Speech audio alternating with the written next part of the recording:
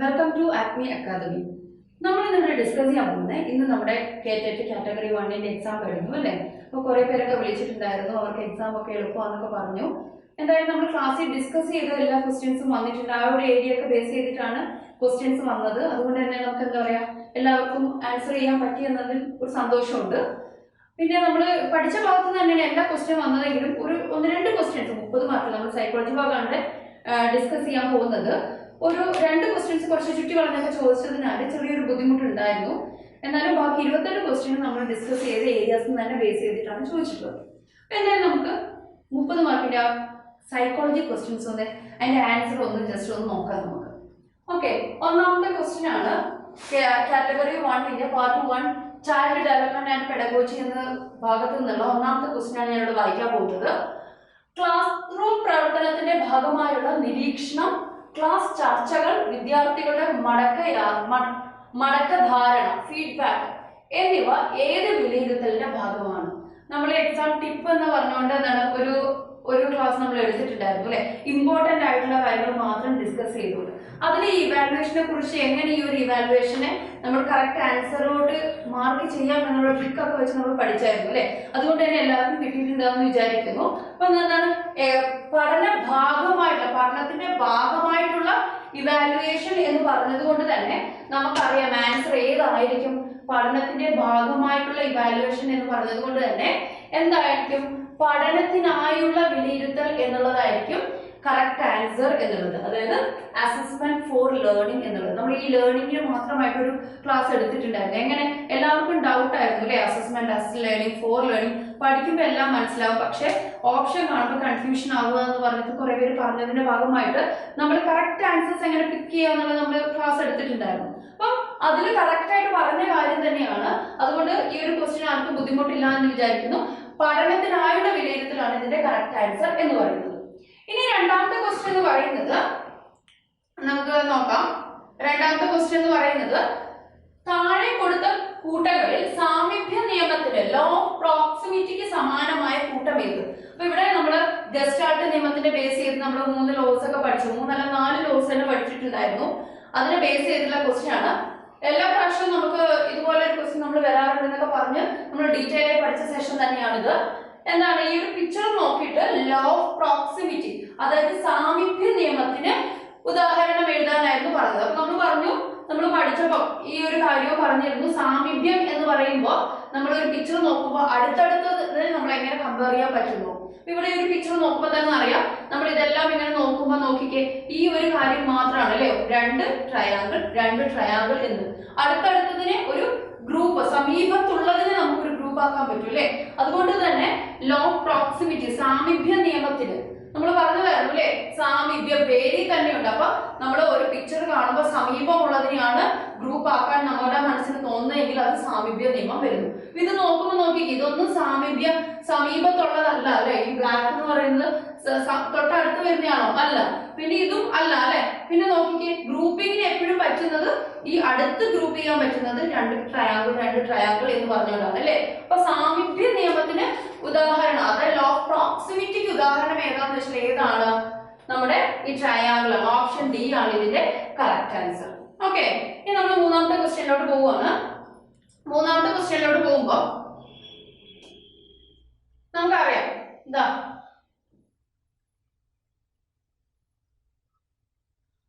വിദ്യാലയത്തിൽ നിരന്തരമായി മോഷണം നടത്തുന്ന കുട്ടിയെ സ്കൂളിൽ നിന്ന് പുറത്താക്കണമെന്ന് PTA ആലോചിച്ചപ്പോൾ അവന്റെ കുടുംബ പശ്ചാത്തലം മനസ്സിലാക്കി ശിക്ഷ നൽകാതെ നീതിയും സമത്വവും പരിഗണിച്ച് തുടർ പഠനത്തിന് അവസരം നൽകി.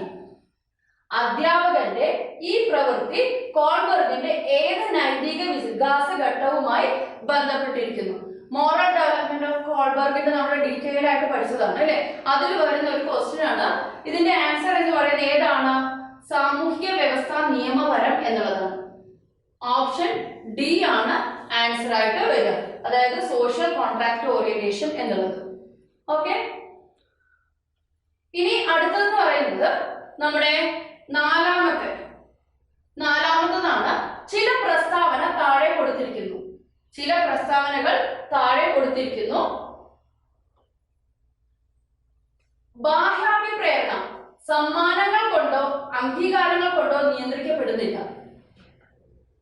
ഓപ്ഷൻ ബി സ്വയം പ്രചോദിതമായി ഉള്ളിൽ നിന്നും രൂപപ്പെട്ടു വരുന്നതാണ് ആന്തരികാഭിപ്രേരണം. ഓപ്ഷൻ സി ബാഹ്യാഭിപ്രേരണ ആന്തരികാഭിപ്രേരണയ്ക്ക് കാരണമാകുന്നില്ല. ഓപ്ഷൻ ഡി ബാഹ്യാഭിപ്രേരണ ആന്തരികാഭിപ്രേരണയ്ക്ക് ചിലപ്പോൾ കാരണമായി തീരുന്നു. ഇവയിൽ അഭിപ്രേരണയുമായി ബന്ധപ്പെട്ട ഏറ്റവും ശരിയായ പ്രസ്താവന ഏത് എന്നാണ് ചോദിക്കുന്നത്. അഭിപ്രേരണയുമായി ബന്ധപ്പെട്ട ഏറ്റവും ശരിയായ പ്രസ്താവന നമുക്ക് ഇന്ന് വായിക്കുമ്പോൾ തന്നെ അറിയാം എന്താണ്. ഓപ്ഷൻ സി ആണ്. അതായത് ബിയും ഡിയും. ബി എന്ന് പറയുന്നത് എന്താണ്? സ്വയം പ്രചോദിതമായി ഉള്ളിൽ നിന്ന് രൂപപ്പെട്ടു വരുന്നതാണ് ആന്തരിക അഭിപ്രേരണം. അതായത് നമ്മുടെ intrinsic motivation is self motivated and formed from inside. നമുക്കറിയാം നമ്മുടെ ഉള്ളിൽ നിന്ന് വരുന്ന പ്രേരണയാണ് ആന്തരിക അഭിപ്രേരണ എന്നുള്ളത്. അത് ശരിയാണ് അല്ലേ? പിന്നെ വരുന്നത് എന്താണ്? ബാഹ്യാഭിപ്രേരണ ആന്തരിക അഭിപ്രേരണയ്ക്ക് ചിലപ്പോൾ കാരണമായി തീരുന്നത്. അത് നോർമലി നമുക്ക് അറിയാവുന്ന കാര്യമാണ്. എക്സ്ട്രിൻസിക് മോട്ടിവേഷൻ ഇൻട്രിൻസിക് മോട്ടിവേഷൻ ചിലപ്പോൾ കാരണമായേക്കാം. അപ്പൊ ഓപ്ഷൻ ബിയും ഡിയും, അതായത് ഓപ്ഷൻ സി ആണ് നമ്മുടെ കറക്റ്റ് ആൻസർ എന്ന് പറയുന്നത്. ഓക്കെ, ഓപ്ഷൻ സി ആണ് നമ്മുടെ കറക്റ്റ് ആൻസർ എന്ന് പറയുന്നത്. ഇനി അടുത്തതാണ് അഞ്ചാമതായിട്ട് വരുന്നത്.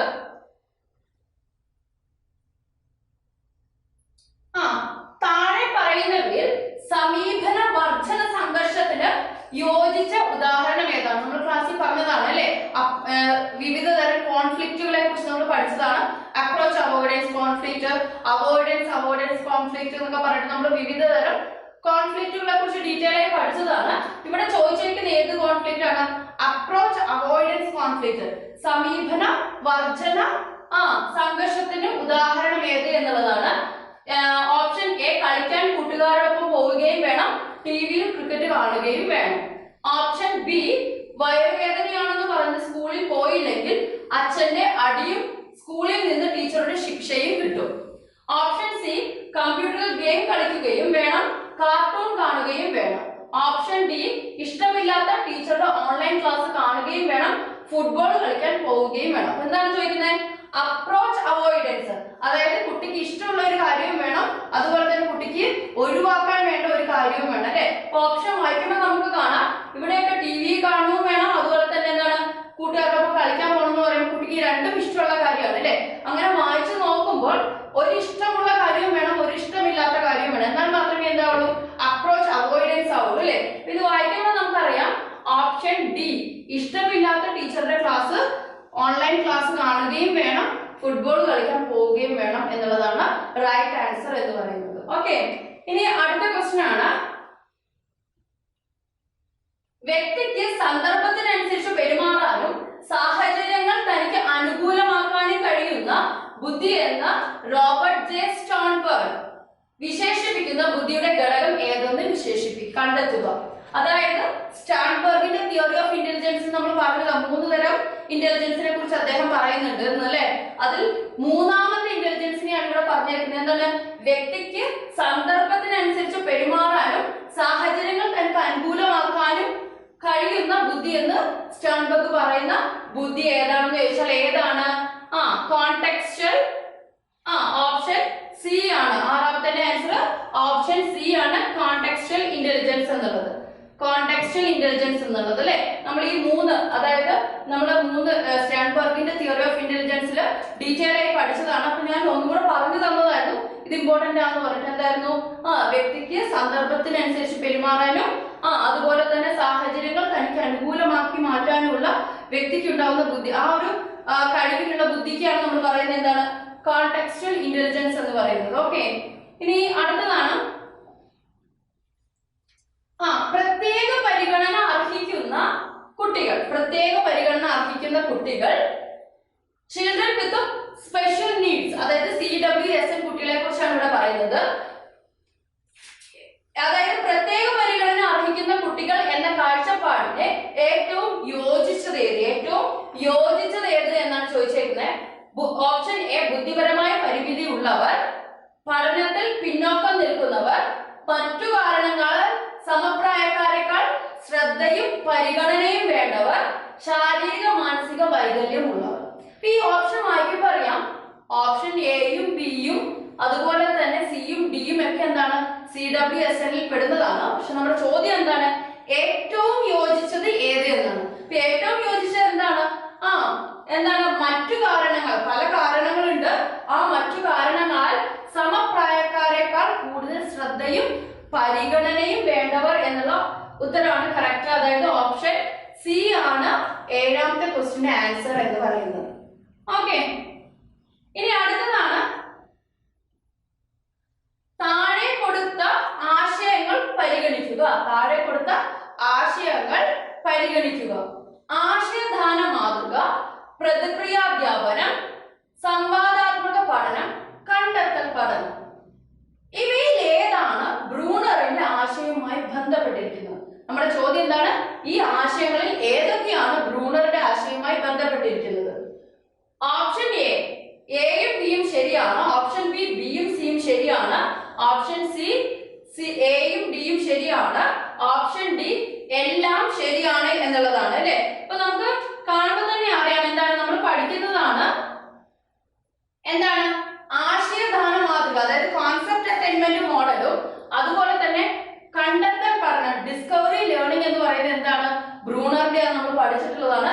ഈ പ്രതിക്രിയ അധ്യാപനം, അതായത് റെസിപ്രോക്കൽ ടീച്ചിങ്ങും ഡയലോജിക്കൽ ലേണിംഗും ഒക്കെ ആരുടെയാണ്, നമ്മുടെ വൈഗോട്സ്കിന്റെ നമ്മൾ പഠിച്ചിട്ടുള്ളതാണ് അല്ലെ. അപ്പൊ ആൻസർ എന്താണ്, സി ഓപ്ഷൻ എയും ഡിയും, അതായത് കോൺസെപ്റ്റ് അറ്റൈൻമെന്റ് മോഡലും ഡിസ്കവറി ലേണിംഗും ബ്രൂണറുടേതാണെന്നുള്ളതാണ് ആൻസർ. ഓപ്ഷൻ സി ആണ് കറക്റ്റ് ആൻസർ എന്ന് പറയുന്നത്. ഇനി അടുത്തതാണ് സംഗീത ടീച്ചർ ക്ലാസ്സിലെ 6 ഗ്രൂപ്പുകളിൽ ഒരു ലേഖന ഭാഗം നൽകി. അതായത് സംഗീത എന്ന് പറയുന്ന ടീച്ചർ ക്ലാസ്സിലെ 6 ഗ്രൂപ്പുകളിൽ, വേണമെങ്കിൽ ഒരു ക്ലാസ്സിലെ കുട്ടികൾ 6 ഗ്രൂപ്പുകളിലായിട്ട് തിരിച്ചിട്ടുണ്ടാവും, എന്നിട്ട് ഒരു ലേഖന ഭാഗം കുട്ടികൾക്ക് നൽകി. ഗ്രൂപ്പുകളോട് പരസ്പരം ചോദ്യങ്ങൾ ഉന്നയിക്കാനും ആശയങ്ങൾ ചുരുക്കുന്നതിനും ചില ഭാഗങ്ങൾ വിശദീകരിക്കുന്നതിനും ഇനി എന്ത് സംഭവിക്കും എന്നതിനെ കുറിച്ച് അഭിപ്രായം പറയുന്നതിനും അവസരം നൽകി. എങ്കിൽ ടീച്ചർ സ്വീകരിച്ച തന്ത്രം ഏത്? ഇവിടെ ഏത് തന്ത്രമാണ് ടീച്ചർ ഉപയോഗിച്ചത് എന്നാണ് നമ്മൾ കണ്ടെത്തേണ്ടത്. അപ്പൊ നോക്കുമ്പോൾ അറിയാം, കണ്ടെത്തൽ പഠനം, ഡിസ്കവറി ലേണിംഗ്, ആശയദാന മാതൃക, concept attainment model, option C സംവാദാത്മക പഠനം, ഡയലോജിക്കൽ ലേണിംഗ്, ഓപ്ഷൻ ഡി പ്രതിക്രിയാധ്യാപനം, അതായത് റെസിപ്രോക്കൽ ടീച്ചിങ് എന്ന് പറയും. നമ്മൾ റെസിപ്രോക്കൽ ടീച്ചിങ് ഒന്ന് ഡീറ്റെയിൽ ആയിട്ട് പഠിച്ചപ്പോൾ പറഞ്ഞതാണ് എന്താണ്, 9ാമത്തേതായിട്ട് നമ്മൾ എന്താ പറഞ്ഞ റെസിപ്രോക്കൽ ടീച്ചിങ്ങിന്റെ ജസ്റ്റ് നമ്മൾ കോഡ് ഇട്ട് പഠിച്ചായിരുന്നു. QSEP എന്നുള്ളതാണ് റെസിപ്രോക്കൽ ടീച്ചിങ്ങിന്റെ സ്റ്റെപ്സ് എന്ന് പറയുന്നത്. അതായത് ശരിക്കും റീഡിംഗ് സ്കിൽ ഡെവലപ്പ് ചെയ്യാൻ വേണ്ടി കൊണ്ടുവന്നതാണെങ്കിലും ഇതിന്റെ സ്റ്റെപ്പ് എന്ന് പറയുന്നത് എന്താണ്, QSEP, അതായത് കുട്ടികൾ ക്വസ്റ്റ്യനിങ് ചെയ്യണം, അതുപോലെ തന്നെ സമ്മറൈസ് സംഗ്രഹിക്കണം, ദെൻ എക്സ്പ്ലൈനിങ് അതായത് വിശദീകരിക്കണം, അതുപോലെ തന്നെ പ്രെഡിക്ഷൻ എന്ത് സംഭവിക്കും എന്നുള്ളത് പ്രെഡിക്റ്റ് ചെയ്യണം. ഈ സ്റ്റെപ്പുകളിലൂടെയാണ് എന്താ റെസിപ്രോക്കൽ ടീച്ചിങ് നടത്തുന്നത്. അത് തന്നെയാണ് ഇവിടെ പറഞ്ഞേക്കുന്നത്. നോക്കിക്കേ, ക്വസ്റ്റ്യനിങ് ഒരു പാഠഭാഗം നൽകിയിട്ട് എന്ത് പറഞ്ഞു, പരസ്പരം ചോദ്യങ്ങൾ ഉന്നയിക്കാൻ പറഞ്ഞു. പിന്നെയോ ആശയങ്ങൾ ചുരുക്കുന്നതിന് സമ്മറൈസ് ചെയ്യുന്നതിന് പറഞ്ഞു.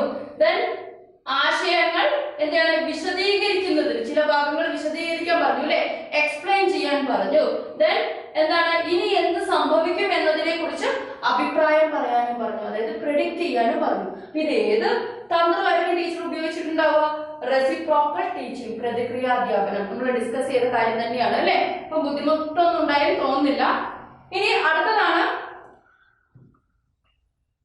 പ്രത്യേക പരിഗണന അർഹിക്കുന്നവർക്ക് വേണ്ടിയുള്ള നിയമങ്ങളിൽ പെടാത്തത് ഏത്?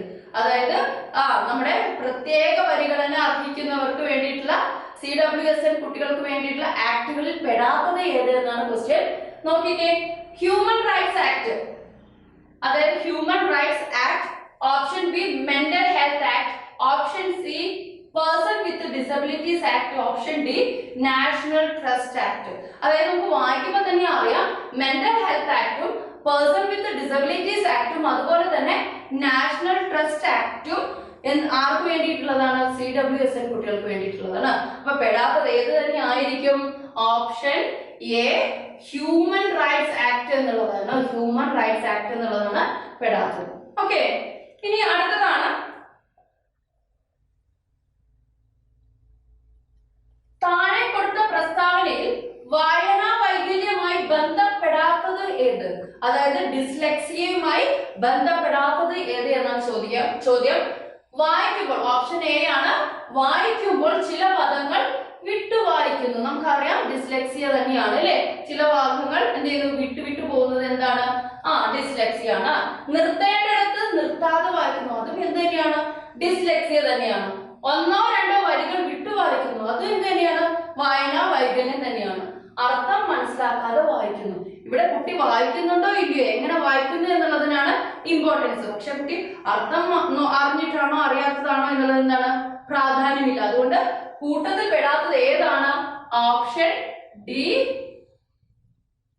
അർത്ഥം മനസ്സിലാക്കാതെ വായിക്കുന്നു എന്നുള്ളതാണ്. ഓക്കെ, ഇനി അടുത്തതാണ് എൻറിച്ച്മെന്റ് പ്രോഗ്രാം അല്ലെ, എൻറിച്ച്മെന്റ് പോഷക പഠനം, ശീഘ്ര മുന്നേറ്റം, വേറിട്ട ക്ലാസുകൾ, ഇരട്ട കയറ്റം, അതായത് ഡബിൾ പ്രൊമോഷൻ എന്ന് പറയും. എന്നീ പരിപാടികൾ ഏത് തരം കുട്ടികൾക്കാണ് ഏറ്റവും അനുയോജ്യമായിട്ടുള്ളത്? നമ്മൾ ലാസ്റ്റ് ക്ലാസ് നമ്മൾ കാറ്റഗറി 3കാർക്ക് വേണ്ടിയിട്ട് സ്പെഷ്യൽ ആയിട്ട് എടുത്തപ്പോൾ പ്രത്യേകം പറഞ്ഞതാണ്, എൻറിച്ച്മെന്റ് പ്രോഗ്രാം എന്ന് കേട്ടിട്ടുണ്ടെങ്കിൽ നിങ്ങൾ വേറെ എവിടെയും ചിന്തിക്കരുത്, ആരിലോട്ട് പോകണം, ഗിഫ്റ്റഡ് ചിൽഡ്രനിലോട്ട് പോകണം എന്ന് പറഞ്ഞതാണ്. അപ്പൊ നമ്മുടെ ഇവിടെ ആൻസർ കറക്റ്റ് ആയിട്ട് നമുക്കറിയാം ഏതാണ്, പ്രതിഭാശാലികൾ. നമ്മൾ ഇത് ഓൾറെഡി ഡിസ്കസ് ചെയ്തതാണ്, ഒരു ബുദ്ധിമുട്ടും ഇല്ല. അപ്പൊ ഏതാണ്, പ്രതിഭാശാലികൾ, ഗിഫ്റ്റഡ് ചിൽഡ്രൻ ആണെന്നുള്ളത് നമുക്ക് അറിയാം. ഓപ്ഷൻ ബി ആണ് കറക്റ്റ് ആൻസർ എന്ന് പറയുന്നത്. ഓക്കെ, ഇനി അടുത്തതാണ് ക്വസ്റ്റ്യൻ നമ്പർ 13 ആണ്. താഴെ കൊടുത്തിരിക്കുന്നവയിൽ റോബർട്ട് ജെ ഹാവിഗസ്റ്റിന്റെ വികസന പ്രവൃത്തിയിൽ പെടാത്തത് ഏത്? 13ാമത്തേതാണ്. അതായത് സൗന്ദര്യാത്മക ശക്തി, ശാരീരിക പക്വനം, മൂല്യങ്ങളും താല്പര്യങ്ങളും, സാംസ്കാരിക സമ്മർദ്ദം. ഇതിൽ ഓപ്ഷൻ എ ആണ് ആൻസർ, സൗന്ദര്യാത്മക ശക്തി എന്നുള്ളത്. ഓക്കെ, ഇനി അടുത്തതാണ് ജെ.വി. ഗിൽഫോർഡിന്റെ ബുദ്ധിഘടനാ മാതൃകയിൽ, അതായത് സ്ട്രക്ചർ ഓഫ് ഇന്റലക്ട് മോഡൽ, ശരിയായ അടിസ്ഥാന ഘടകങ്ങൾ ഏതാണ്? അതായത് നമ്മൾ പറഞ്ഞതാണ് ഇന്റലിജൻസ് എന്ന് പറയുന്ന ടോപ്പിക് എടുത്തപ്പോൾ നമ്മൾ ആപ്ലിക്കേഷൻ കറക്റ്റ് ആയിട്ട് ഇട്ട കാര്യങ്ങളാണ്. എന്താണ് അതിന്റെ ഒരു ഓർഡർ എന്ന് പറയുന്നത്? അതായത് നമ്മുടെ ഓപ്ഷൻ ബി ആണ് കറക്റ്റ് ആയിട്ട് ആൻസർ. നമ്മൾ പഠിച്ചപ്പോഴും പറഞ്ഞതാണ്, ഇതൊന്നും ഡീറ്റെയിൽ ആയിട്ട് പഠിക്കേണ്ട, ഈ ഒരു 3 കാര്യങ്ങൾ മാത്രം ഗിൽഫോർഡിനെ കുറിച്ച് പഠിച്ചു വെക്കുക, ഈ ഒരു ഓർഡർ മാത്രം പഠിച്ചു വെച്ചാൽ മതി നമ്മൾ പറഞ്ഞതാണ്. കറക്റ്റ് അതുപോലെ തന്നെയാണ് ചോദിച്ചേക്കുന്നത്. ഓപ്ഷൻ ബി ഏതാണ്? പ്രക്രിയകൾ, ഉള്ളടക്കം, ഉൽപ്പന്നങ്ങൾ, ഓപ്പറേഷൻസ്, കണ്ടന്റ്സ്, അതുപോലെ തന്നെ പ്രൊഡക്ട്സ്. ത്രിമുഖ സിദ്ധാന്തത്തിൽ ഗിൽഫോർഡ് പറഞ്ഞിട്ടുള്ള കാര്യങ്ങളാണ് ഇതൊക്കെ. ഓക്കെ, ഇനി അടുത്തതാണ് 15ാമത്തേതാണ്. താഴെ കൊടുത്തിരിക്കുന്നവയിൽ കാൾ റോജേഴ്സിന്റെ വ്യക്തിത്വ സിദ്ധാന്ത കാഴ്ചപ്പാടുകളിൽ പരിഗണിക്കുന്ന ആശയങ്ങൾ ഏതെല്ലാം? അതായത് കാൾ റോജേഴ്സിന്റെ അഭിപ്രായം അനുസരിച്ച് ഇതിൽ പറയുന്ന ആശയങ്ങൾ ഏതൊക്കെയാണ് കാൾ റോജേഴ്സിന്റേതായിട്ടുള്ളത് എന്നാണ് ചോദ്യം. അപ്പൊ നമുക്ക് ജസ്റ്റ് നോക്കുമ്പോ അറിയാം എന്താണ്, ബി ആണ് ആൻസർ ആയിട്ട് വരിക അല്ലെ. കാരണം നമുക്ക് നോക്കുമ്പോ അറിയാം എന്താണ്, ആത്മസാക്ഷാത്കാര സിദ്ധാന്തം എബ്രഹാം മാസ്ലോ എന്ന് നമ്മൾ പഠിച്ചു കഴിഞ്ഞു. അപ്പൊ സെൽഫ് ആക്ച്വലൈസേഷൻ തിയറി എന്ന് പറയുമ്പോൾ നമുക്ക് എന്ത് ചെയ്യാം, ഓപ്ഷൻ എ വിടാം അല്ലെ. പിന്നെ നമ്മൾ പഠിച്ചിട്ടുണ്ട് സെൽഫും ഐഡിയൽ സെൽഫിനെ കുറിച്ച് പറഞ്ഞത് ആരാണ്, കാൾ റോജേഴ്സ് ആണ്. അപ്പൊ നമുക്ക് ഓപ്ഷൻ ബി നോക്കുമ്പോൾ അറിയാം എന്താണ്, സെൽഫും ഐഡിയൽ സെൽഫും ഉണ്ട് അല്ലെ. പിന്നെ അൺകണ്ടീഷണൽ പോസിറ്റീവ് റിഗാർഡ് എന്നുള്ളതും ആരുടെ തന്നെയാണ്, കാൾ റോജേഴ്സിന്റെയാണ്. അപ്പൊ കറക്റ്റ് ആൻസർ ഏതാണ്, ഓപ്ഷൻ ബി ആണ്. ഓക്കെ, ഇനി അടുത്തതാണ് ടാറ്റ് അല്ലെ. അതായത് ഡാഷ് വിലയിരുത്തുന്നതിന് തീമാറ്റിക് അപ്പർസെഷൻ ടെസ്റ്റ് ഉപയോഗിക്കുന്നു. ഇത് നമ്മൾ പഠിപ്പിച്ചപ്പോൾ കുറെ പറഞ്ഞതാണ്, കുറെ ടെസ്റ്റുകളെ കുറിച്ച്. ടാറ്റ് എങ്ങനെയാണ്, എങ്ങനെയാ ഒരു പിക്ചർ കാണിക്കുന്നു, അവ്യക്തമായ പിക്ചർ അമ്മേന്റെയും കുട്ടീന്റെയും ഒക്കെ കാണിക്കുന്നു, എന്നിട്ട് നമ്മൾ ഗസ് ചെയ്ത് കഥ പറയുന്നു, അതിൽ നിന്നും അയാളുടെ പേഴ്സണാലിറ്റി മനസ്സിലാക്കുന്നു. നമ്മൾ പിക്ചർ ഒക്കെ വെച്ച് പഠിച്ച കാര്യം തന്നെയാണ് അല്ലെ. അപ്പൊ ഇത് ടാറ്റ് എന്നുള്ളത് എന്താണ്, വ്യക്തിത്വമാണ് എന്ന് മനസ്സിലാക്കണം. ഓപ്ഷൻ ബി ആണെന്ന് മനസ്സിലാക്കാൻ ബുദ്ധിമുട്ടില്ല. ഓക്കെ, ഇനി 17ാമത്തെ ക്വസ്റ്റ്യൻ ആണ്. രമേശ് മാഷ് ക്ലാസ്സിൽ ഗ്രൂപ്പ് പ്രവർത്തനങ്ങളും അനുഭവങ്ങളും പങ്കുവെക്കുന്നതിനുള്ള പ്രവർത്തനങ്ങളും നൽകി. കുട്ടികളുടെ ഏതുതരം ബുദ്ധി വർദ്ധിപ്പിക്കാനാണ് ഈ പ്രവർത്തനം സഹായിക്കുന്നത്? അപ്പൊ ഇത് നോക്കുമ്പോൾ തന്നെ എല്ലാവർക്കും ഡൗട്ട് എന്താണ്? ഓപ്ഷൻ എയും ഓപ്ഷൻ ഡിയും ആണ്. അതായത് ആന്തരിക വൈയക്തിക ബുദ്ധിയും അതുപോലെ തന്നെ വ്യക്തിയാന്തര ബുദ്ധിയും. അപ്പൊ നമ്മൾ പഠിച്ചതാണ് ഇൻട്രാ വിത്തിൻ അവർസെൽസ്, ഇന്റർ എന്ന് വെച്ചാൽ ബിറ്റ്വീൻ അതേഴ്സ് എന്നൊക്കെ പറഞ്ഞ് പഠിച്ചതാണ് അല്ലേ? അപ്പൊ എന്താണ് ഇവിടെ? സംഘപ്രവർത്തനങ്ങൾ നൽകുമ്പോൾ എന്താണ്? ഒരു വ്യക്തി സ്വയം പുരോഗമിക്കുന്നതിനേക്കാൾ അല്ലെങ്കിൽ ആ ഒരു ബുദ്ധി വളരുന്നതിനേക്കാൾ നല്ലത് എന്താണ്? ഗ്രൂപ്പ് ആക്ടിവിറ്റി ആവുമ്പോൾ ഇന്റർ പേഴ്സണൽ ആവുന്നത് നമ്മൾ ഓൾറെഡി പഠിച്ചത് തന്നെയാണ് അല്ലെ? ഏതാണ്? വ്യക്തിയാന്തര ബുദ്ധി. ഓപ്ഷൻ ഡി ആണ് ആൻസർ ആയിട്ട് വരിക. ഏതാണ്? ഓപ്ഷൻ ഡി, വ്യക്തിയാന്തര ബുദ്ധി. അപ്പൊ നമ്മൾ പഠിച്ചപ്പോ പറഞ്ഞതാണ് ഗ്രൂപ്പ് ആക്ടിവിറ്റി എന്നൊക്കെ കേട്ടിട്ടുണ്ടെങ്കിൽ അപ്പൊ തന്നെ എന്ത് കൊടുക്കണം? ഇന്റർ പേഴ്സണൽ എന്നുള്ള കൊടുക്കണം നമ്മൾ പഠിച്ചതാണ് അല്ലെ? ഇനി അടുത്തതാണ് വികാസ തത്വങ്ങളിൽ പെടാത്തത് ഏത്? വികാസ തത്വങ്ങളിൽ പെടാത്തത് ഏതാണെന്ന് ക്വസ്റ്റ്യൻ. വികാസം ക്രമീകൃതമാണ്, നമുക്കറിയാം, ശരിയാണ് അല്ലെ?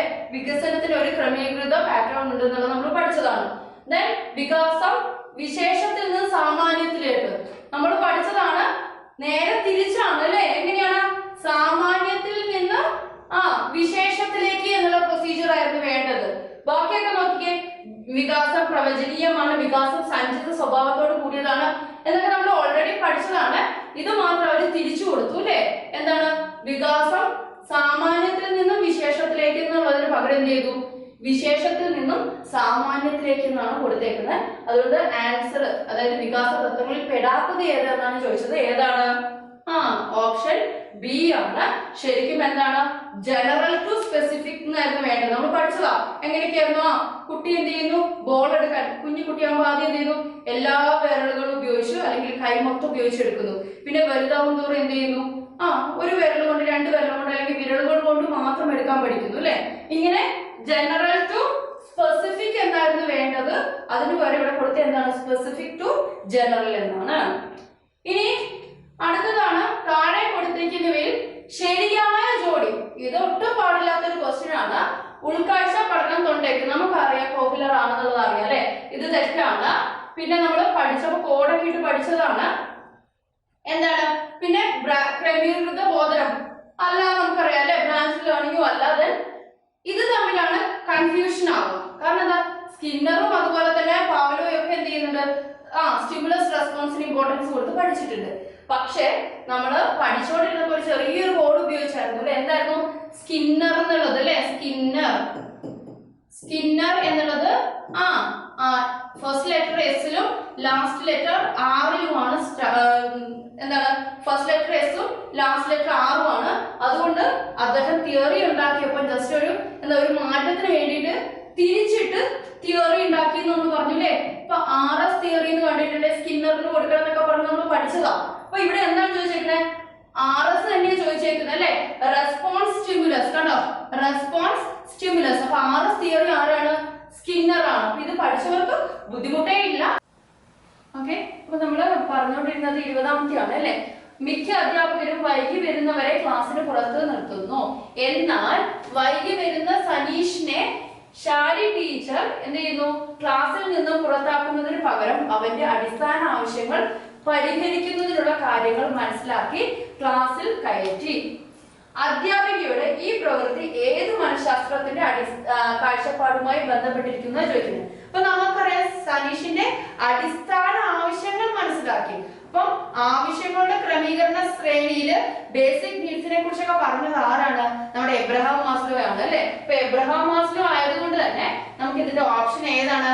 ആൻസർ എന്താണ്? ഓപ്ഷൻ എ, എബ്രഹാം മാസ്ലോ എന്നുള്ളതാണ്. ഓക്കെ, എബ്രഹാം മാസ്ലോ എന്നുള്ളതാണ്. ഇനി അടുത്തതാണ് താഴെ കൊടുത്തിരിക്കുന്ന പ്രസ്താവനകളിൽ വൈകാരിക ബുദ്ധിയുടെ നിർവചനവുമായി കണക്കാക്കാവുന്നത്, അതായത് ഇമോഷണൽ ഇന്റലിജൻസിന്റെ ക്വാളിറ്റീസ് എന്ന് പറഞ്ഞ് നമ്മൾ പഠിച്ചിട്ടുണ്ടായിരുന്നു അല്ലെ? എന്തൊക്കെ ക്വാളിറ്റീസ് ആണ് ഇമോഷണൽ ഇന്റലിജൻസ് ഉള്ള ഒരു വ്യക്തിക്ക് വേണ്ടതെന്ന് നമ്മൾ പഠിച്ചിട്ടുണ്ടായിരുന്നു അല്ലെ? അത് ജസ്റ്റ് ഒന്ന് വളർച്ച ചോദിച്ചേ ഉള്ളൂ. എന്താണ്? ഓപ്ഷൻ എ, വൈകാരിക അവസ്ഥയെ ബുദ്ധിപരമായി നിയന്ത്രിക്കാനുള്ള കഴിവ്. ദെൻ തന്റെയും മറ്റുള്ളവരുടെയും വൈകാരിക അവസ്ഥ മനസ്സിലാക്കുന്നതിനുള്ള കഴിവ്.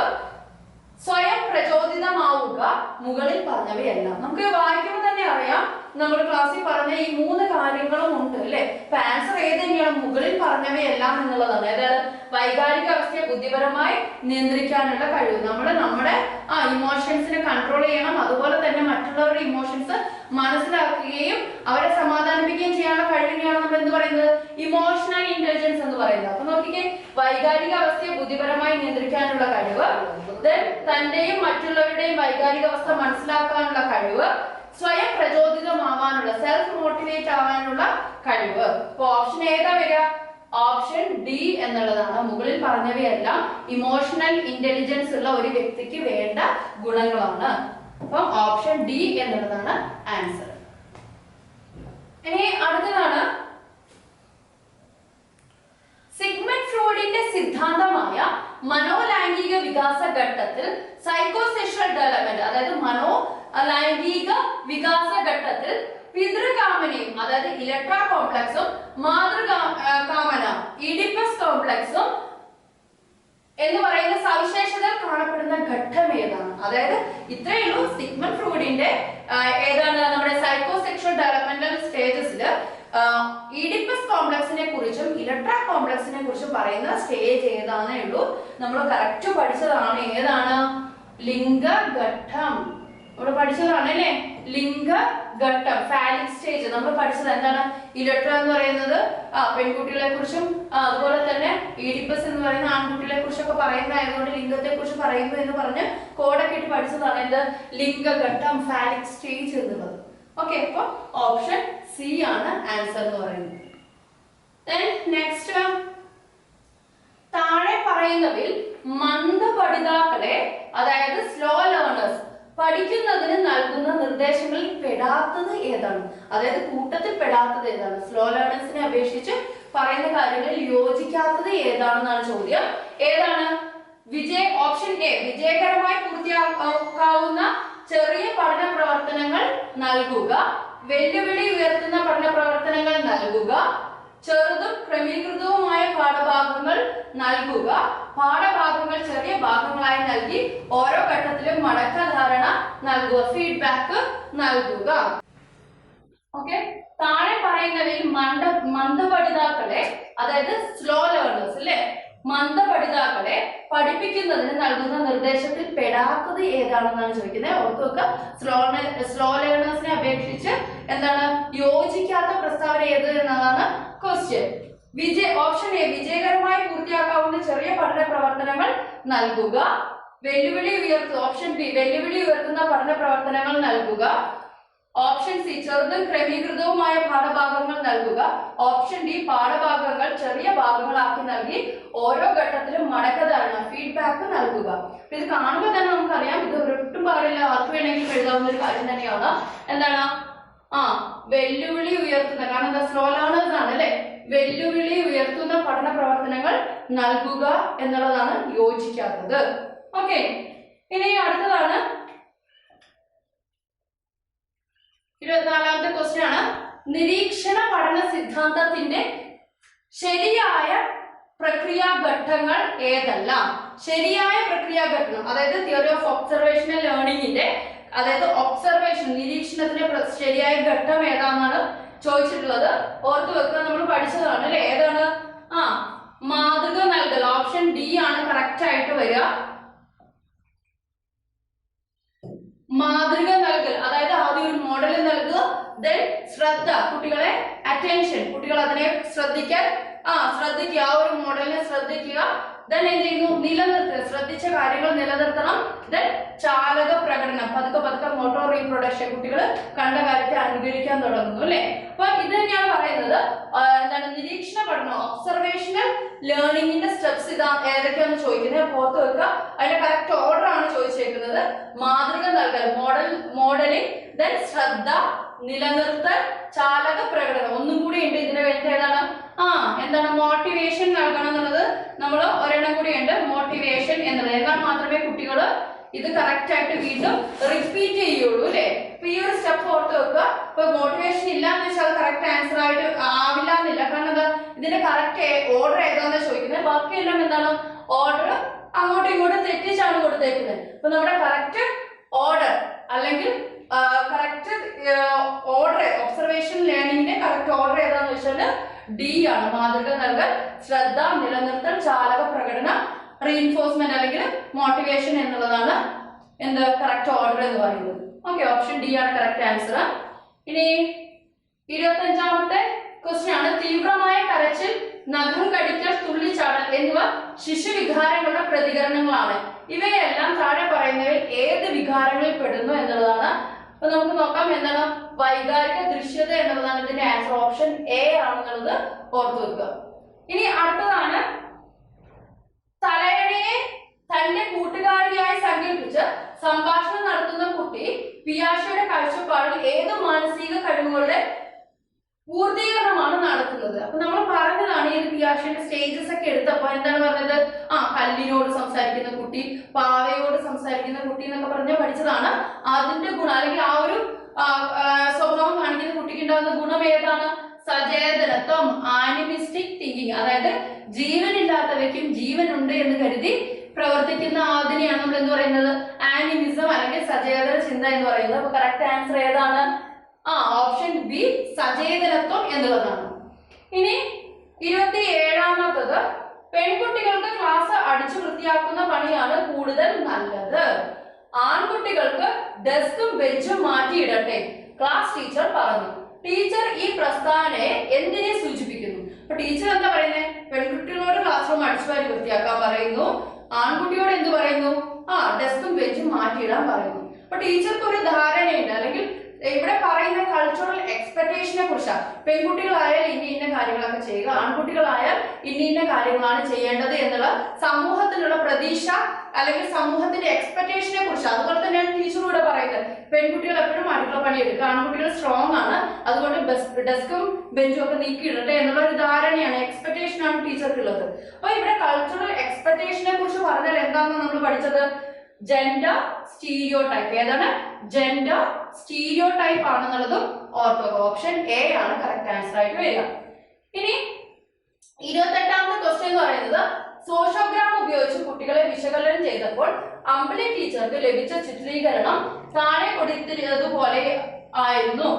ഇത് ഏത് തരം ബന്ധത്തെ സൂചിപ്പിക്കുന്നു? ഇവിടെ ചെറിയൊരു കൺഫ്യൂഷൻ എന്താണെന്ന് വെച്ചാല് ഈ 5, 8, 4 എന്ന് പറയുന്നത് കുട്ടികളുടെ എണ്ണമാണോ അതോ എന്താന്നുള്ളതാണ് സംശയം വരുന്നത്. കുട്ടികളുടെ എണ്ണമാണ് എങ്കിൽ ഇതിന്റെ ആൻസർ കറക്റ്റ് ആയിട്ട് എന്ത് തന്നെയാണ്?